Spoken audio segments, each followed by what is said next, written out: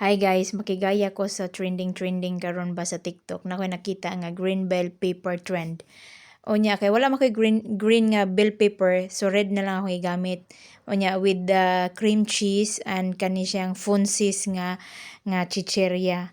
Kay dapat Cheetos daw ang ibutang pero wala man ko ingon ana, so magpalahi kog ako ang nga kuan version kung baga. So ako, ang fresh nga bell pepper akong ibutangan og cream cheese. Onya pagkahuman, butangan nimo daghan-daghan og cream cheese ang sulod ana niya.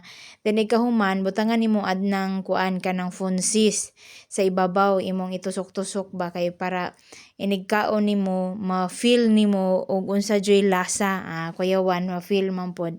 Unya tan-aw ni nato og unsay lasa ani ron kay mao man daw ingon sila lami daw. So kani ako na nang gitilawan, excited na kay ko mukaon na lagi ko kay kung unsay lasa ani. Unya pagkahuman, lami man di ay pod, lami gid siya, lami siya. Pero ganahan jud ko mukaon ani kanang mga bell pepper bisan og red or yellow or green nga bell pepper, ganahan ra gyud ko mukaon ani mo kilaw ko ani niya.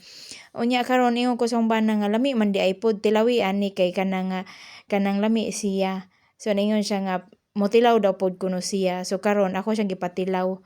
Unya karon nagkaon-kaon na ni siya aning kuan kaning bell pepper nga naay cream cheese with kaning chicheria. Ngutan ako niya kung sa man lami bagyod siya, unsa may ikaistorya nimo. Nagduha-duha pa siya kay siya nga okay ra man pod og lasa.